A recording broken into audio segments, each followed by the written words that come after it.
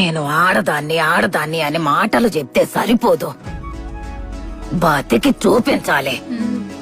ఒక ఆడది ఎట్టా బతికి బట్ట కట్టాలో నేర్చుకోవాల్సిన రహస్యం.